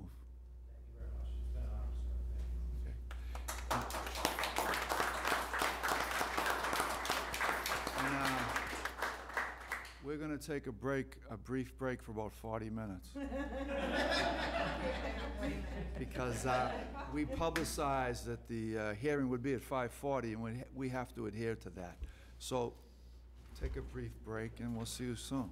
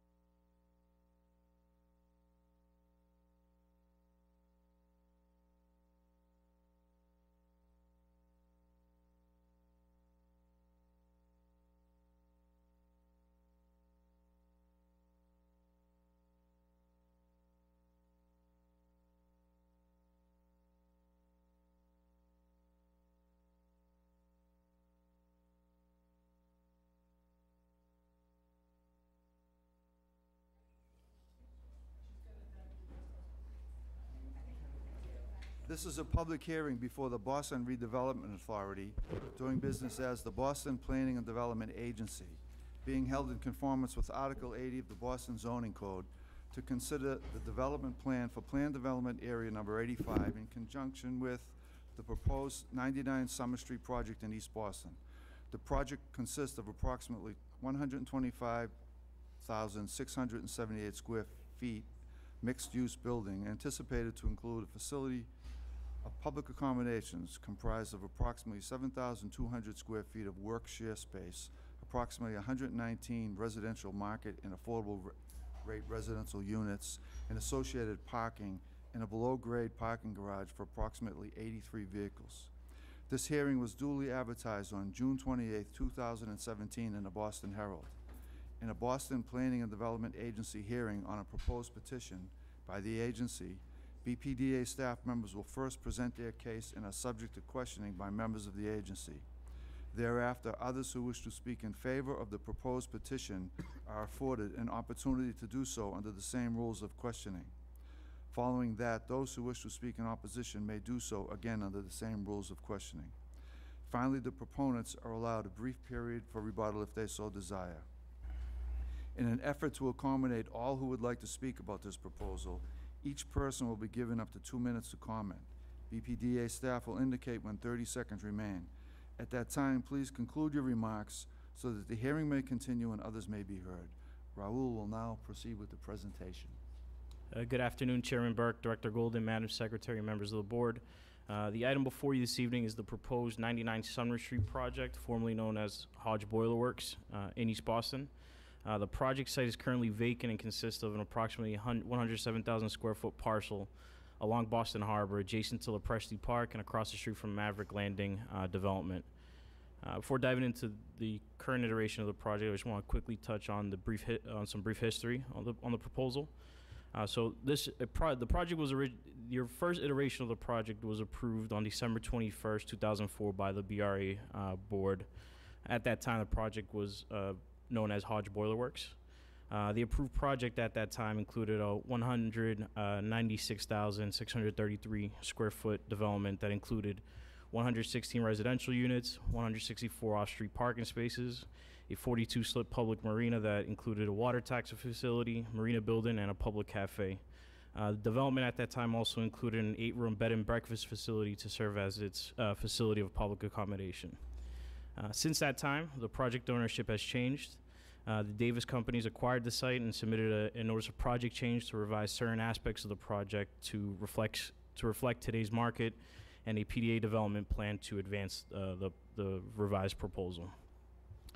Fast forward to today. The revised project that you will be seeing today consists of an approximately 126,000 square foot mixed-use building that will contain 119 residential home ownership units, 83 off-street parking spaces, and a facility of public accommodation comprised of 7,200 square feet of work share space.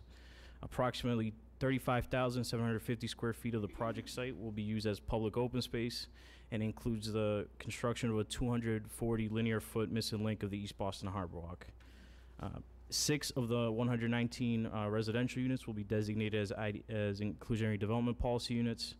And in addition to the 6 units, the proponent will pay a minimum of $2.2 million into the IDP revenue fund for the remaining units. With respect to Article 80, prior to formally beginning the Article 80 review process, the proponent submitted a letter of intent on March 17th. This led to the formation of a new 10-member impact advisory group. On April 10th, the proponent submitted a notice of project change and a PDA development plan to formally begin the Article 80 review process. These filings triggered a 45-day comment period, which concluded on May 30th. During that time frame, the BPDA held 2 impact advisory group meetings, a scoping session, and 1 general public meeting. During that time frame, the project went before the Boston Civic Design Commission, and the commission voted to approve that project on July 11th. It's important to note that prior to and during the Article 80 review process, the development team also conducted their own community outreach and met with the butters, local elected officials, and area civic associations, including the Jeffreys Point Neighborhood Association and the Maverick Landing Association of Residents. In addition to that, earlier this afternoon, I received a letter of support from Councilor LaMattina and State Representative Adrian Madaro. I'd like to provide that for the record. At this time, I'd like to hand it over to Rebecca Lee, counsel for the development team, to further presentation. Thank you.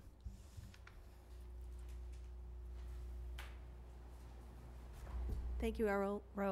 Mr. Chairman, members of the board, Secretary Polhemus, and Director Golden. My name is Rebecca Lee. I'm with the law firm of Mintz-Levin, and we represent Sumner Street LLC, which is an affiliate of the Davis companies and the proponent of this project. I'd like to introduce Stephen Davis, the Vice President of the Davis Companies, the project proponent. We also have the project architect, Brian O'Connor, and the landscape architect, John Copley, and also Paul Scapicchio, who worked on the community, coordinating all of the community outreach efforts that led to today. As Raul mentioned, this is a renewal of a project that was originally permitted 14 years ago, a reconfiguration of that project, which suffered through 2 national recessions and therefore never got built. So the BPDA action today represents a major step forward in a renewed effort to redevelop this very long vacant waterfront site in East Boston, and that is sandwiched between a beautiful park and other residential development. The Davis Companies is a national real estate investment, development, and management company, and it has the expertise and the skills to take on this project. As Raul mentioned, it already has BCDC approval. We also have Conservation Commission approval, and we'll be launching the Chapter 91 process shortly. I'd like to introduce Brian O'Connor, who will take you through the design of the project. Thank you. Okay, thank you. Thanks, Rebecca. My name is Brian O'Connor from Cube 3. Mr. Chairman, members of the board, appreciate your time. I wanted to walk you through the project at a fairly high level. I'm going to jump right in. This is the site itself is located, as Rebecca mentioned, between Lopresti Park on this side and Carlton Wharf on the other side, with a short area of frontage along Sumner Street and then up against the harbor on the edge. This is another view of the site itself. As you can see, we're really in a great spot against Sumner Street. So, a few quick views of the existing conditions. This is on Sumner looking towards the city. The adjacent Carlton Wharf to the left, Lopresti Park to the right. This is standing directly in front of the site, looking at the adjacent structure. This is looking a little bit further down the street in the same direction. This is across the street from the project. And then this is looking down, down Sumner in the opposite direction with Lopresti Park and the harbor on the left-hand side, and you can see One Eddy in the distance there on the right.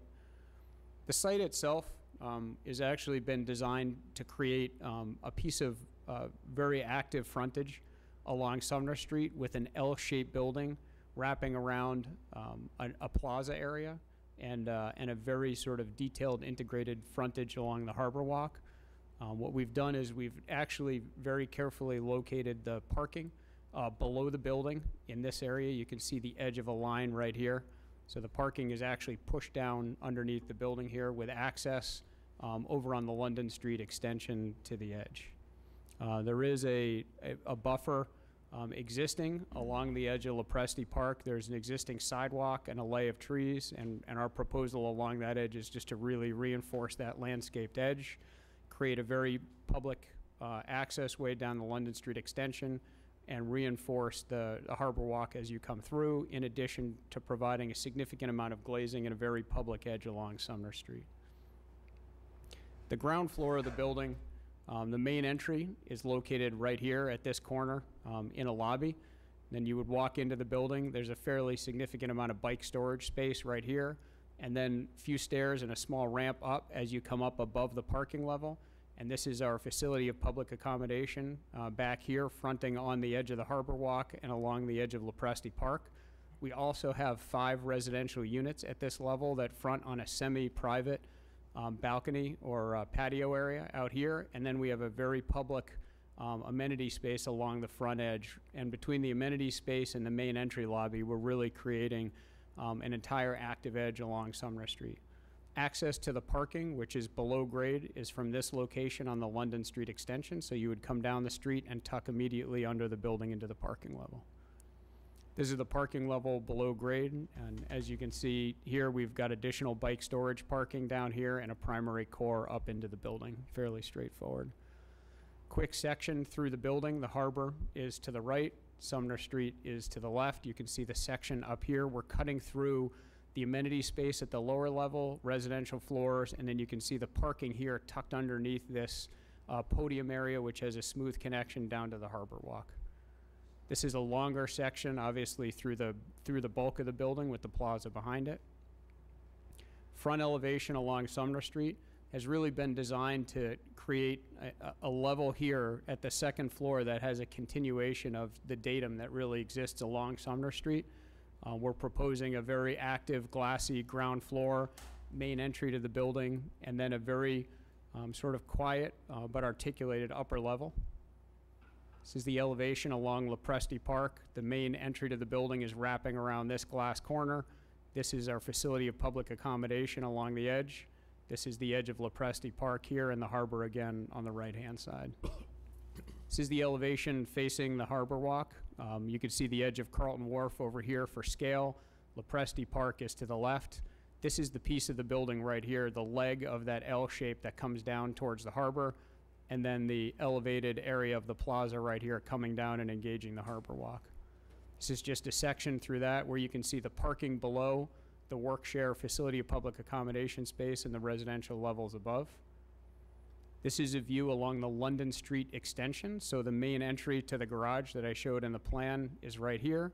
Here's the front corner of the active public space along Sumner.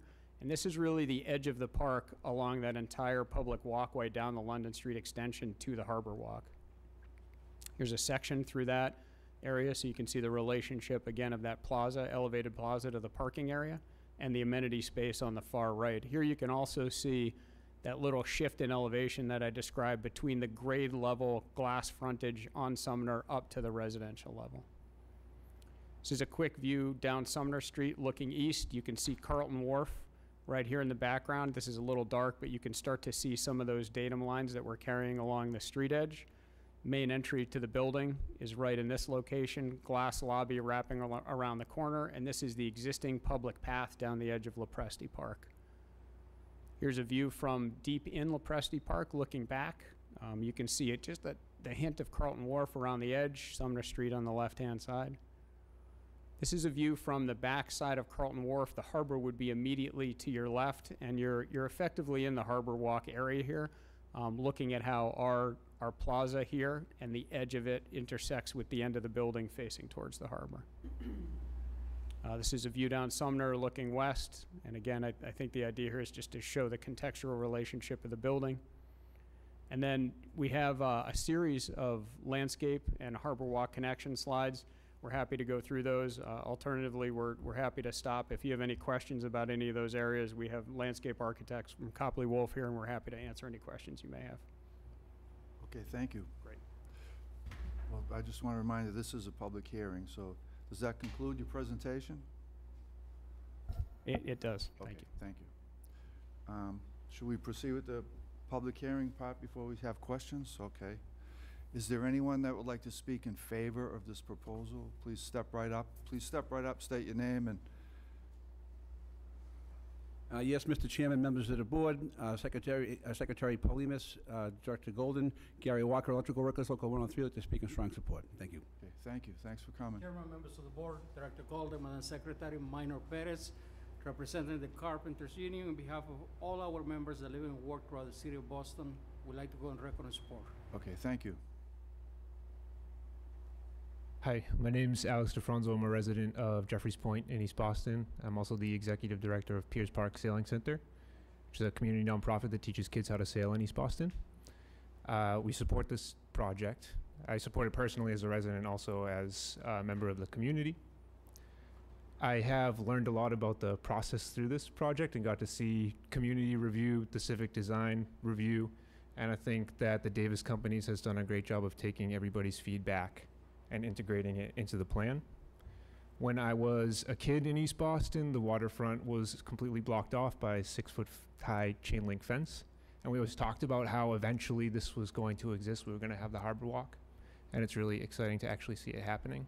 I think they've done a great job connecting Lopresti Park to what Lend-Lease and the other developers along the waterfront are doing. And from the sailing center's perspective, because they're turning the first floor into shared workspace, we have the opportunity to teach wintertime after-school programming as part of the use of that first floor, which is going to expand the amount of services that we're able to provide to kids that go to public schools in East Boston. So all around, we see it as a positive project, and we're supportive of it. Thank you. Thank you. Good evening. My name is Madeline Stachinsky. I'm the co-founder and executive director of ZoomMix, which is a nonprofit youth development organization based a couple of blocks away from there on the corner of Sumner and Orleans Street in East Boston. I'm also a resident. I've been doing this work and also living in East Boston for 26 years. And I have been watching our waterfront change very quickly and have both exciting feelings about it and heartbroken feelings about it kind of all mixed up together. So it's quite complex, and it's a complex discussion to have about the changes in our neighborhood. We have a beautiful neighborhood. It's been a beautiful neighborhood.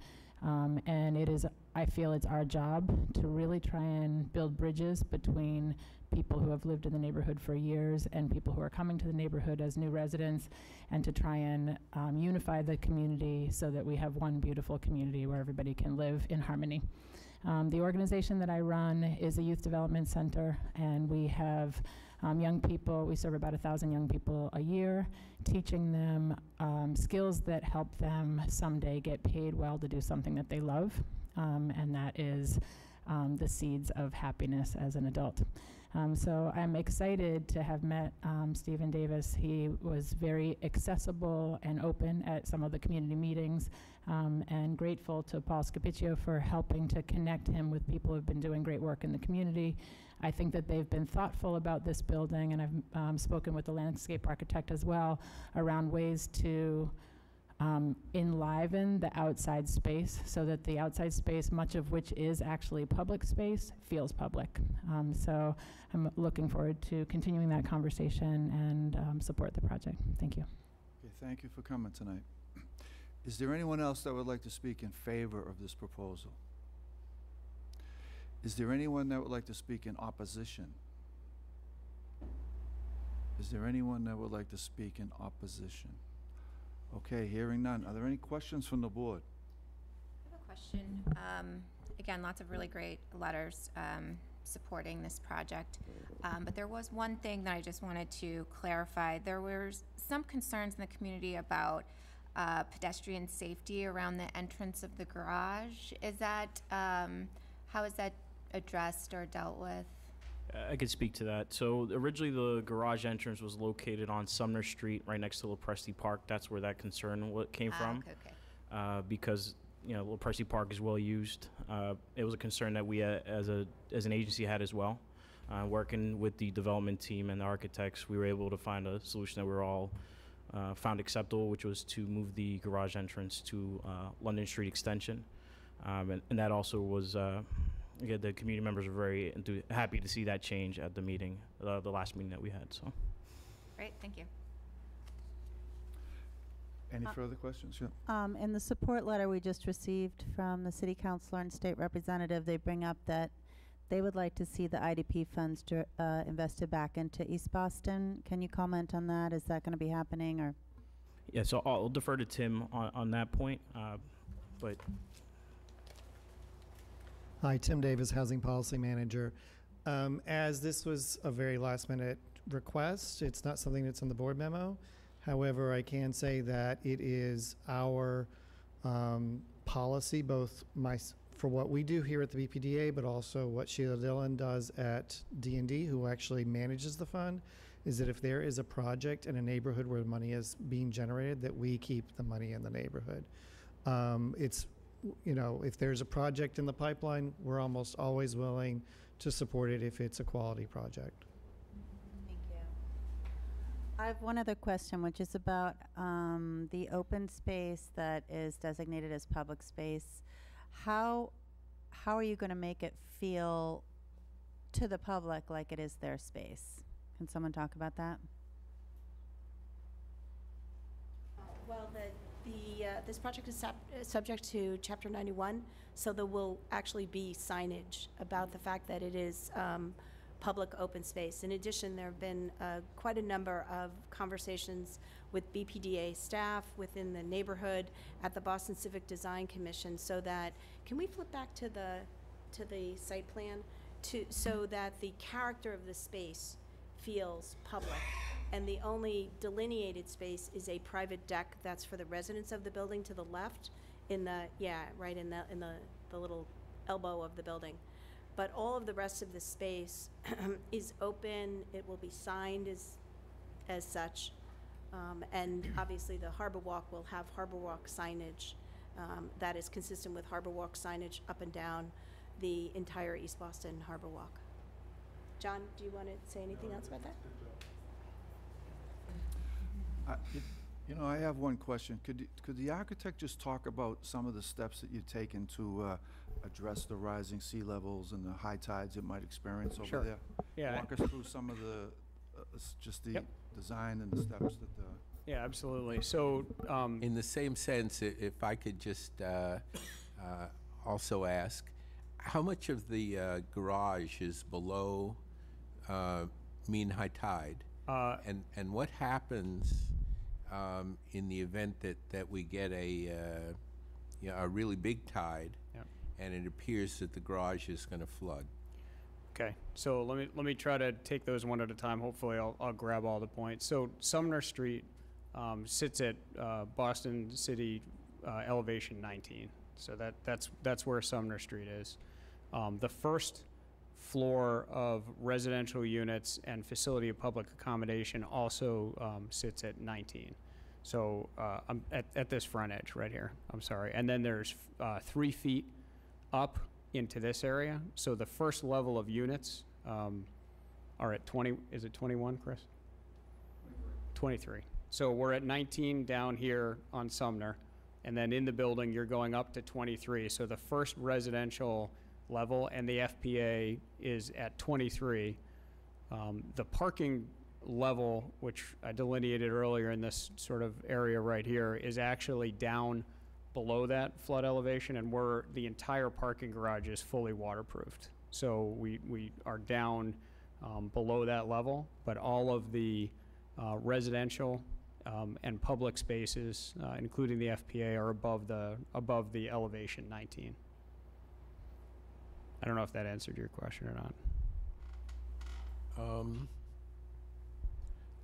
Sort of. I guess my concern is that if you start building, and it appears, or even just doing all of your geotech work, and it appears that having that underground, in effect, perhaps sometimes underwater, correct, parking facility may not be feasible. And you then have to move the parking to ground level. Yeah, I think, How does that affect the public access to all of those spaces? It's a good question. I think if we did have to move the garage up, it would have a substantial effect. I don't think there's any anticipation that we would need to move the garage up. The garage as designed is really intended to be down at that level. It's fully waterproofed. We're very aware of sort of the geotech and soil conditions in that area. So I can't imagine a scenario that would require the garage to be elevated. I think if it were, you would end up with additional ramping and additional stairs over here. I'm trying to answer your what if question. And then this ramp coming up from the Harbor Walk would also get substantially longer, and these stairs here. So I think in the scenario you're proposing, I think public accommodation could still be accommodated, but I don't think there's any anticipation we would ever be in that position, because the parking has been really thought through and designed with the flood elevations and waterproofing to really prevent that. So yeah, I mean, a couple of years ago, excuse me, we probably wouldn't have asked this question.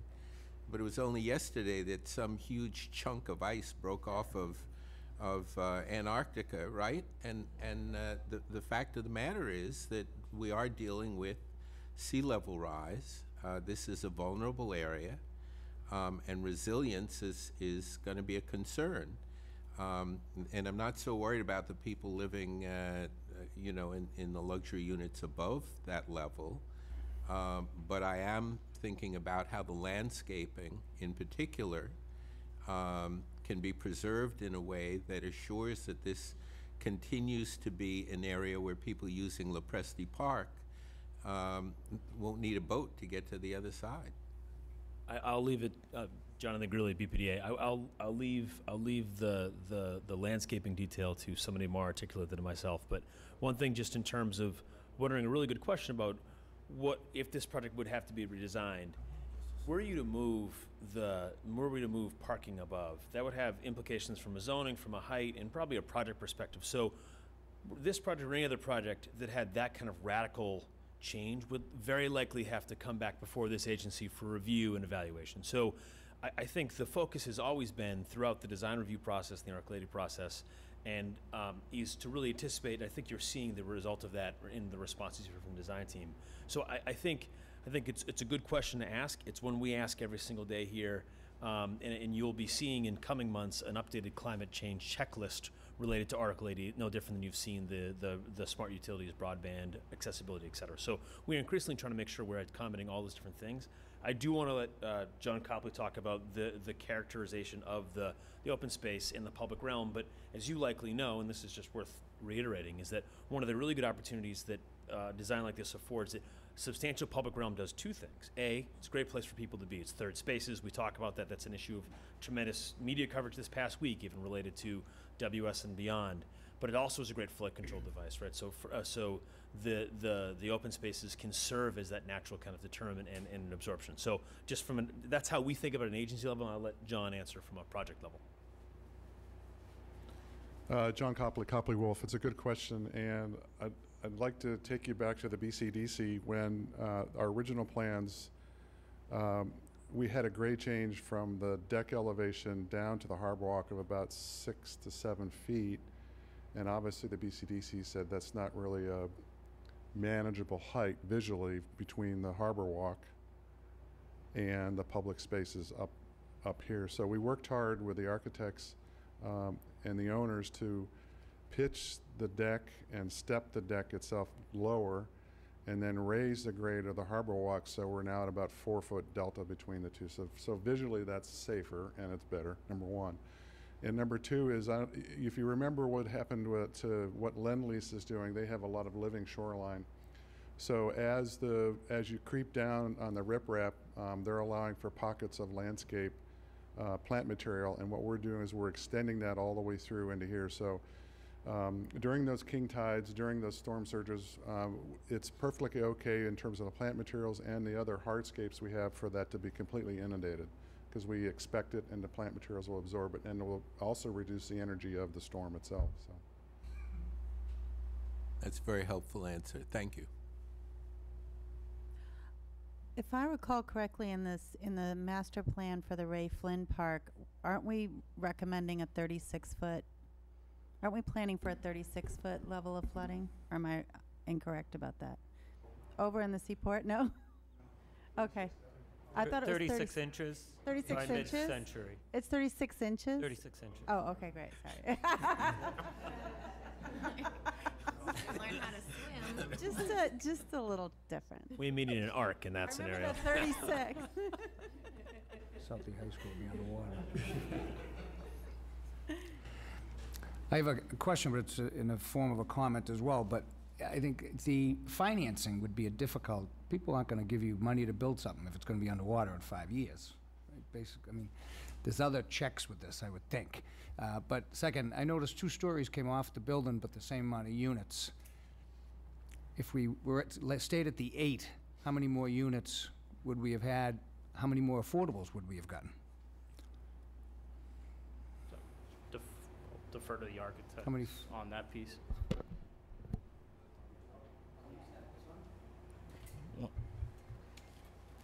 Good evening, Stephen Davis, Davis Companies.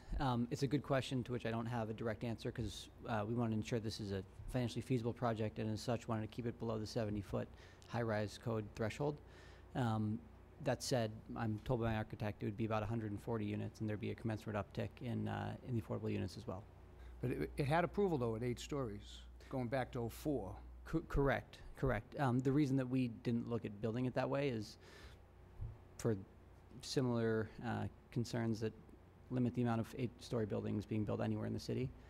We'd like to try to build this and do it out of wood over podium construction type under the 70-foot high-rise code. So as a footage, not just different types of construction. Correct, Steel and versus also concrete. the unit sizes, as has been, I mean, this is a 14-year-old project, as we've seen over the course of time. Unit sizing in the city of Boston kind of broadly has started to contract a little bit, which explains why we're putting the same number of units in a building that's a little bit smaller than its predecessor. I was looking for more like 18 stories or... Correct. Thank you. Okay. So if there's no further questions from the board, a motion is in order. So moved. Second. All those in favor? Aye. Aye. Opposed? The ayes have it. Congratulations. Good luck. Yeah, and I just want to add a comment. I did not know how John Copley, as the landscape architect, would respond to my question, but this looks like a very good example of ways of addressing building along the waterfront in a way that is consistent with what we have every reason to believe will happen over the next few years. And we don't often get to hear from landscape architects about how they're addressing waterfront resilience and sea level rise. And so I wanted it on the record that there's a serious effort being made here, particularly in East Boston, where so much development is going on, to address those kinds of issues. But it's a good project. Duly noted. Thank you. Okay, I need a motion to adjourn. Second? Second. All those in favor? Aye. Opposed? Meeting's adjourned. Thank you.